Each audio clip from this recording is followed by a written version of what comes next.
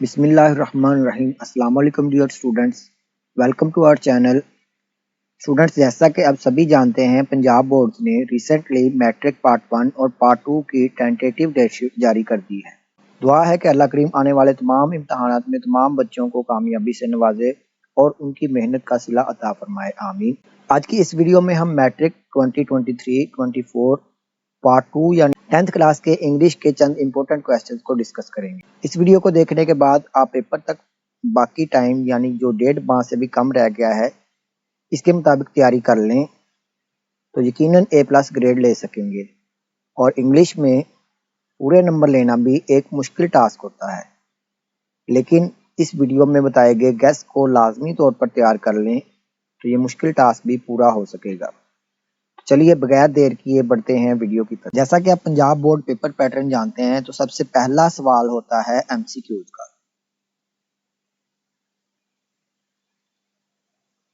जिसके 4 हिस्से होते हैं और ये सवाल टोटल 19 मार्क्स का होता है। चलिए देखते हैं वो 4 पार्ट्स सिलेबस में से कहां से आते हैं और कैसे तैयार करके हम MCQs में 19 मार्क्स पूरे ले सकते हैं। सबसे पहला पार्ट है जी correct use of verb,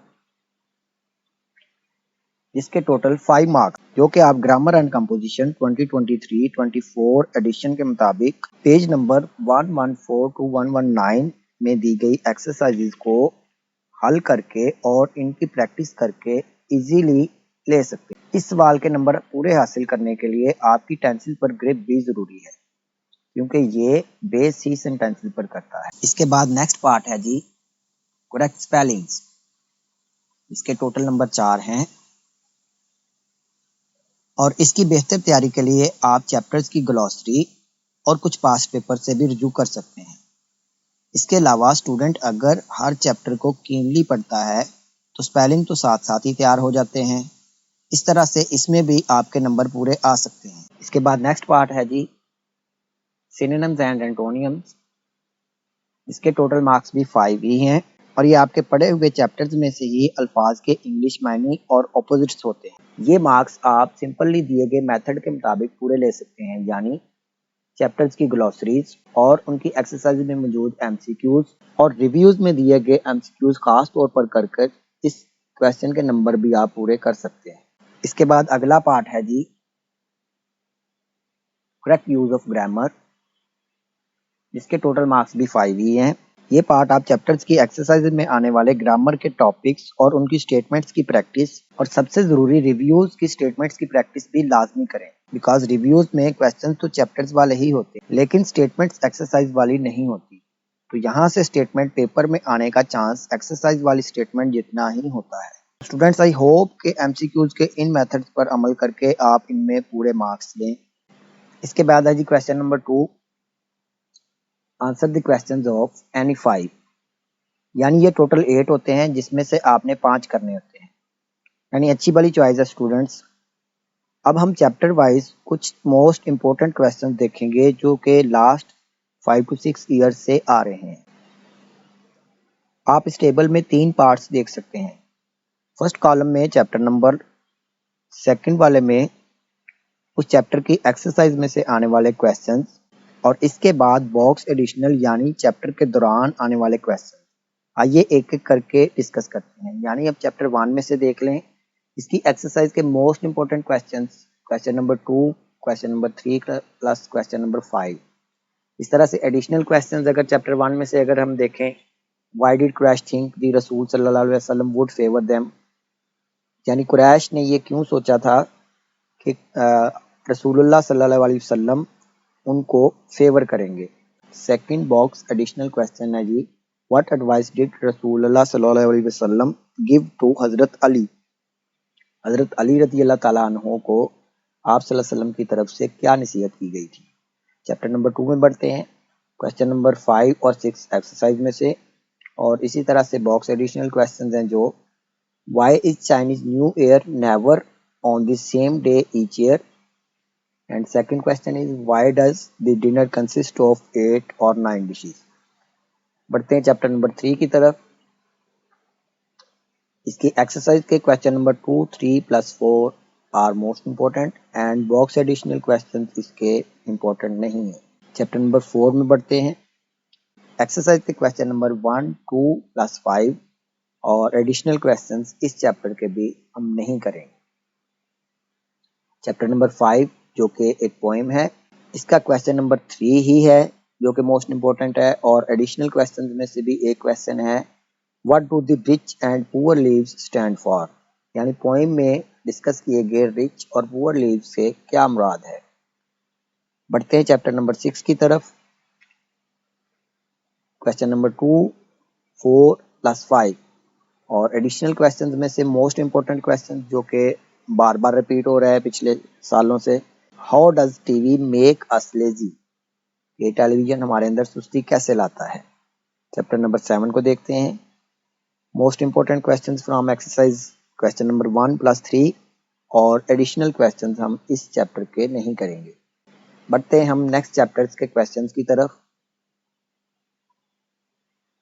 ji, chapter number 8 जो कि एक पोएम है, इसका एक्सरसाइज का question number 3 and additional question with what the wind is compared. यानी विंड का कंपैरिजन पोएम के अंदर किस चीज के साथ किया गया है। नेक्स्ट है जी चैप्टर नंबर 9, इसके एक्सरसाइज के क्वेश्चन नंबर 2, 3, 4 और एडिशनल क्वेश्चन हैं, how does the career counsellor help you to choose the right profession. यानी जो कैरियर काउंसलर्स होते हैं वो हमें राइट प्रोफेशन चूज करने में कैसे हेल्प आउट करते हैं। नेक्स्ट चैप्टर नंबर 10 है, क्वेश्चन नंबर 1, 2 प्लस 4 एक्सरसाइज का और एडिशनल क्वेश्चन है, why does the author use the terms fast food and slow food. यानी इस चैप्टर में जो टर्म्स दो यूज हुई हैं ऑथर की तरफ से, slow food and fast food, वो क्यों यूज किए हैं ऑथर ने। चैप्टर नंबर 11 को देखते हैं। क्वेश्चन नंबर 2, 3, 4, 5 एक्सरसाइज के end next box additional questions में से, what kind of boy was Pip. यानी पिप किस काइंड का, किस किस्म का लड़का था। चैप्टर नंबर 12 को देख लें। एक्सरसाइज के क्वेश्चन नंबर 2 प्लस 4 और एडिशनल क्वेश्चंस में how is fossil energy a finite resource. Chapter number 13 जो कि लास्ट चैप्टर है हमारा, एक्सरसाइज के क्वेश्चन नंबर हैं 2, 3 प्लस 5 और एडिशनल क्वेश्चंस इस चैप्टर के हम नहीं करेंगे। इसके बाद नेक्स्ट है जी question number 3, translate the paragraph into Urdu. इसके टोटल मार्क्स 8 हैं। ये सवाल 9th क्लास में एक बड़ी चॉइस के साथ आता है, यानी हमने 3 में से 2 पैराग्राफ ट्रांसलेट करने होते हैं, लेकिन 10th क्लास में ये बगैर चॉइस के उतने ही मार्क्स का यानी 8 मार्क्स का आता है और एक पैराग्राफ आता है और वही करके आपको 8 मार्क्स अपने पूरे करने होते हैं। अब हम चैप्टर वाइज कुछ मोस्ट इंपोर्टेंट पैराग्राफ्स को देखते हैं। Firstly chapter number 1 paragraph number 3, 4 plus 5, ये मोस्ट इंपोर्टेंट पैराग्राफ्स हैं चैप्टर 1 में से। Chapter 2 paragraph number 4 most important. इस तरह से चैप्टर नंबर 4, चैप्टर नंबर 3 में एक पोएम है इसलिए chapter number 4 paragraph number 2 most important. अब आप देख सकते हैं कि चैप्टर 6 को येलो कलर का बॉक्स किया गया है, तो इट मीन्स ये चैप्टर ट्रांसलेशन के हवाला से मोस्ट इंपोर्टेंट है। इसमें से पैराग्राफ्स का नंबर आप नोट कर सकते हैं 2, 3 प्लस 4। इस तरह से चैप्टर 7 है, paragraph number 3 is the most important paragraph. Next chapters देखते हैं। Chapter number 9 paragraph number 2 plus 3। Chapter number 10 का paragraph number 4 is most important. इस तरह से chapter number 11 that is also most important for translation. Paragraph number 2 and 3। Chapter number 12 is also very important for translation. Paragraph number 3, 4 plus 5। अब आप देख सकते हैं chapter number 13 में पैराग्राफ का नंबर नहीं लिखा हुआ बल्कि पैराग्राफ का स्टार्ट लिखा हुआ है, द थर्ड डे, आगे डॉट्स हैं और कुछ एंड पे मैन लिखा हुआ है। ये पैराग्राफ इस वे में इसलिए लिखा गया स्टूडेंट्स कि इस चैप्टर में आप बुक में अगर नोट करें तो पैराग्राफ के नंबर मेंशन नहीं है, तो दैट्स वाई ये पैराग्राफ मोस्ट इंपॉर्टेंट है, तो इसका स्टार्ट और एंड लिख दिया गया है। ये आप नोट करके इसकी तैयारी कर सकते हैं। इसके बाद नेक्स्ट है जी question number 4, write the summary of the poem. इसके टोटल मार्क्स 5 हैं। इस क्वेश्चन की चॉइस में पैराफ्रेज ऑफ द वर्सेस होता है, जो कि 95% इंस्टीट्यूशंस में नहीं करवाया जाता, बल्कि सिर्फ समरीज ही करवाई जाती हैं। रही बात इसके गेस की, तो इसमें मैं आपको यही कहूँगा कि आप अपने सिलेबस में मौजूद तीनों पॉइंट्स की समरी लाजमी तौर पर कर लें, ताकि तीनों में से कोई भी आ जाए तो आप इसको करके अपने मार्क्स पूरे कर सकें। इसके बाद नेक्स्ट है जी question number 5, write an essay one of the given topics. Total marks इसके 15 हैं। इस क्वेश्चन की चॉइस में पैराग्राफ लिखना होता है, और ये भी समरी की तरह ही है कि ज़्यादातर इदारों में ऐसे ही करवाया जाता है, पैराग्राफ को प्रेफर नहीं किया जाता। और ऐसे के भी आपके पास पेपर में 3 टॉपिक्स होते हैं, जिसमें से आपने एक करना होता है। इस तरह से बड़ी चॉइस के साथ ये क्वेश्चन भी आपके पास पेपर में मौजूद है। रही बात इसके पूरे नंबर लेने की, तो इस क्वेश्चन में पूरे नंबर लेना मोस्ट ब्रिलियंट स्टूडेंट के लिए भी एक सबसे टफ टास्क हो। लेकिन अगर आप एक कॉम्प्रिहेंसिव, टू द पॉइंट और विदाउट मिस्टेक्स ऐसे लिखें तो ये कोई मुश्किल टास्क नहीं होगा। A true Muslim, my ambition, Quaid-e Azam, my last day at school, my favourite book, sports and games, courtesy, libraries, health, my house, a village life or a city life, and last one is my hobby। ये most important topics आपके पास दिए गए हैं। अब हम चंद most important topics देख लेते हैं जो ऐसे पेपर में आने के चांसेस। इसके बाद नेक्स्ट है जी question number 6, change any 5 of the following into indirect speech. इसके टोटल मार्क्स 5 हैं, और ये दिए गए सिलेबस में से आप करके टोटल मार्क्स 5 पूरे ले सकते हैं। ये English grammar and composition latest edition जो गवर्नमेंट की तरफ से 2023-24 जारी किया गया है, इसके पेज नंबर 124 टू 127 को रेडी करके आप इस क्वेश्चन में टोटल मार्क्स 5 पूरे ले सकते हैं। लेकिन इसमें से कुल नंबर लेने का एक ट्रिक भी आप ब्रैकेट में देख सकते हैं मौजूद है, जो कि एक पेज नंबर मोस्ट इम्पोर्टेंट में लिखा गया है। इन पेजेस पर मौजूद एक्सरसाइजेज में डायरेक्ट इनडायरेक्ट स्पीच के 2 टॉपिक्स असर्टिव और इंटरोगेटिव। अगर आप ये दोनों टॉपिक्स 100% तैयार कर लें तो 5/5 नंबर आने के 90%, और बाज़ औक़ात ऐसा भी होता है कि आपके 5/5 इन दोनों टॉपिक्स से ही पूरे हो रहे होते हैं। चूँकि इस क्वेश्चन में भी 3 सेंटेंसेस की चॉइस होती है, यानी 8 में से 5 करने होते हैं। आप दिए गए मोस्ट इम्पोर्टेंट पार्ट को 100% तैयार करके इस क्वेश्चन में भी 5/5 ले सकते हैं। नेक्स्ट है जी question number 7, make sentences of the given pairs any 5। इस क्वेश्चन के भी टोटल 5 मार्क्स हैं, और ये क्वेश्चन भी एक बड़ी चॉइस पर मुश्तमिल है, यानी टोटल 8 पेयर्स में से 5 पेयर्स के सेंटेंसेस बनाने होते हैं। और वैसे तो सिलेबस में मौजूद सारे के सारे पेयर्स ही इम्पोर्टेंट हैं, लेकिन इनमें से भी चंद मोस्ट इम्पोर्टेंट पेयर्स जो अभी हम इस वीडियो में देखते हैं जी।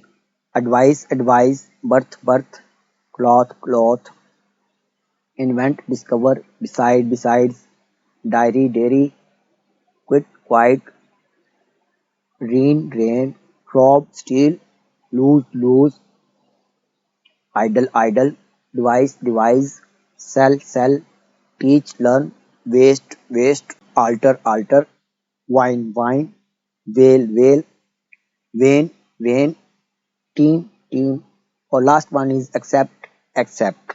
जैसा कि मैंने शुरू में आपको बताया, इस क्वेश्चन के सिलेबस में मौजूद सारे के सारे पेयर्स ही इम्पोर्टेंट हैं, लेकिन ये कुछ मोस्ट इम्पोर्टेंट पेयर्स आप नोट करके इसको ज़्यादा अच्छे से तैयारी करके इस क्वेश्चन के नंबर पेपर में पूरे कर सकते हैं। नेक्स्ट है जी क्वेश्चन नंबर 8, जो कि पेपर का लास्ट क्वेश्चन भी है। Translate into English, total marks 8 हैं इसके। इस सवाल की ना तो चॉइस में कोई और सवाल है, और ना ही खुद इसमें एक से ज़्यादा यानी एक से ज़्यादा पैराग्राफ्स में से एक करने को कहा जाए, यानी आपके पास पेपर में एक ही पैराग्राफ आएगा उर्दू टू इंग्लिश, और वही करना होता है। अब हमारे पास सिलेबस में ये टोटल 40 मौजूद हैं, जिनमें से चंद इम्पोर्टेंट को ही देखेंगे।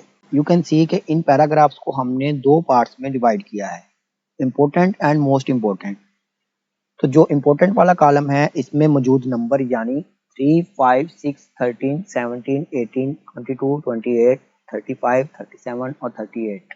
इनको आप इनसे जो कि मोस्ट इम्पोर्टेंट में मौजूद हैं, यानी नंबर 1, 2, 4, 7, 8, 10, 12, 14, 16, 24, 27, 31 एंड 33, इनसे थोड़ा कम टाइम भी दे सकते हैं, जबकि मोस्ट इम्पोर्टेंट को आप ज़्यादा से ज़्यादा वक्त दें और इनकी ज़्यादा से ज़्यादा प्रैक्टिस करें। इसके साथ ही हमारी ये वीडियो इख्तिताम को पहुंची और आखिर पर फिर से दुआ है अल्लाह करीम आपको आने वाले मैट्रिक इम्तहानात और इसके बाद के आपके आने वाले तमाम इम्तहानात में कामयाबी और कामरानी से नवाजे। और हमारी वीडियो आपके लिए पेपर की तैयारी में कितनी हेल्पफुल रही कमेंट सेक्शन में ज़रूर बताइएगा और वीडियो को लाइक और चैनल को सब्सक्राइब कर लें।